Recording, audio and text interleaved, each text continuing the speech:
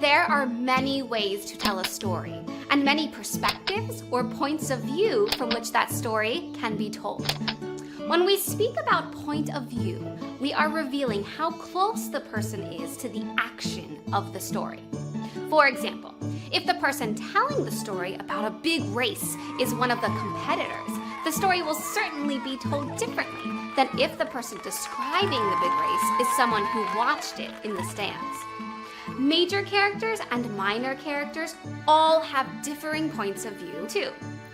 Point of view can appear in stories in a number of ways, like the omniscient or all-knowing point of view, or the observational objective point of view. And some stories even have alternating or multiple points of view. For this program, we'll be focusing on first person, second person, and third person points of view, and the variations within each found commonly in literature. First person point of view. First person is the point of view in a story that comes from a participant, a character in the story, and it is from their perspective, their understanding of what is happening, their feelings and experiences that the story is told. First person point of view can be identified by the language of the character telling the story. I, me, mine, and myself are all words commonly used by a singular narrator using first person point of view. We, us, ours, and ourselves are words used in a story told from the point of view of multiple people, but is still first person, because those people are telling their version of what happened while they were together. We call this first person plural point of view, because there is more than one point of view given. Here's an example of first person point of view. See if you can identify why and whether it is singular or plural. My hours of leisure I spent in reading the best authors, ancient and modern, being always provided with a good number of books. And when I was ashore, in observing the manners and dispositions of the people, as well as learning their language, wherein I had a great facility by the strength of my memory. Did you figure it out? This is a passage from Gulliver's Travels by Jonathan Swift. The story is told by Gulliver, who is explaining experiences in his own life, and it utilizes the pronoun I. We call this first person, as Gulliver is telling his own story, and singular because it is told by Gulliver, and not by Gulliver and other people. Let's take a look at an example of first person plural point of view. See if you can notice the difference. We had forced our way scarcely 50 yards through the long, rank grass, which was here partly withered by the sun and much tangled, when we were much alarmed on hearing behind us a rustling. And on looking round, we saw the grass waving to and fro, as if some animal were passing through it. Fritz instantly turned and brought his gun to his shoulder, ready to fire the moment the beast should appear. This rather suspenseful passage from Swiss Family Robinson, a story told by Johann David Wyss, is clearly in first person plural because it is told from the point of view of a group of people who experienced the action. Notice the use of the words we and our. Those are good indicators. Let's look at one more example. See if you can guess who the famous detective is speaking in this passage. I could not rest, Watson. I could not sit quiet in my chair if I thought that such a man as Professor Moriarty were walking the streets of London unchallenged. If you guessed Sherlock Holmes, you were right. This is a brief passage from the memoirs of Sherlock Holmes, Adventure 11, The Final Problem, written by Sir Arthur Conan Doyle. And again, use of the pronoun I and the fact that the character, Sherlock Holmes, is speaking of himself lets us know that the piece is written in the first person singular point of view. Before we move on to the next point of view from our list, let's take a moment to review. Question number 1. In first person point of view, The story is told through the feelings and experiences of A. Someone to whom the story had been shared. B. A participant in the story. Or C. Someone who is omniscient or all-knowing.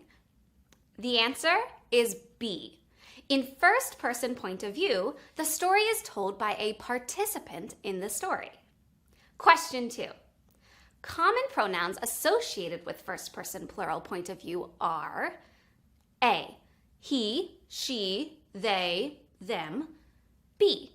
I, me, mine, myself. Or C. We, us, ours, ourselves. The answer is C.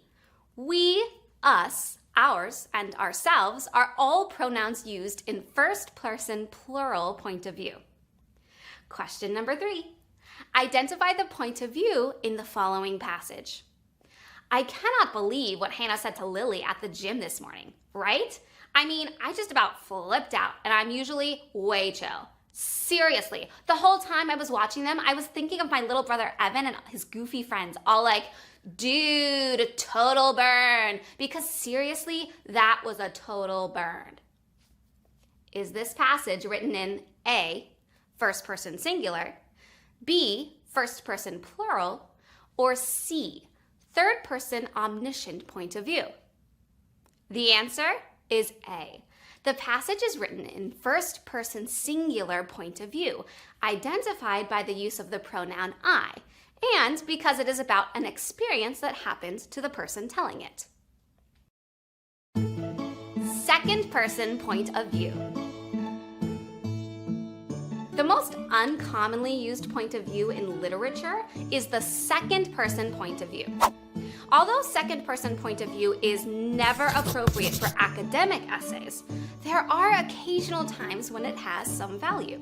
For example, when a character in the story is speaking to themselves, or when a character is giving directions, second person works well. Second person point of view is characterized by the pronouns you, yours, yourself, yourselves, and can be found in Choose Your Own Adventure books, where you, the reader, become the protagonist. Also, second person point of view can be found in video games, self-help books, and directions. Let's take a quick look at some examples of second person writing. Always obey your parents when they are present. This is the best policy in the long run, because if you don't, they will make you. Most parents think they know better than you do, and you can generally make more by humoring that superstition than you can by acting on your own better judgment. This passage is from a speech written by the brilliant Mark Twain that he titled Advice to Youth, and it contains a set of humorous directions to help young people succeed. Note the use of the pronouns you and your. Here's another example. When it is clear weather, you don't need to pitch your tent if you are only stopping for the night. Drive 4 stakes at the head of your made-up bed and drape your mosquito bar over that. Then you can sleep like a log and laugh at the mosquitoes. This passage is from an article titled Camping Out, written by Ernest Hemingway for a newspaper in the 1920s. Again, note that the piece is also a set of directions. And there is even a brief humorous moment at the end. Second person point of view can also be used at times to create a certain urgency. One of the most famous statements ever made by a United States president was one made by our 35th president, John F. Kennedy, who said, "Ask not what your country can do for you. Ask what you can do for your country." By using second person point of view, President Kennedy knew the people who heard or read the speech would feel like he was speaking directly to them. And because of this, they would feel an urgency to do what he was asking them to do. One more way we see second person point of view make its way into literature is when a character speaks to him or herself. Okay, you can do this. You already passed the written part of the test. Now, put on your seatbelt, stick the key into the ignition, check your mirrors, put on your turn signal, take a deep breath and drive the car. In this passage,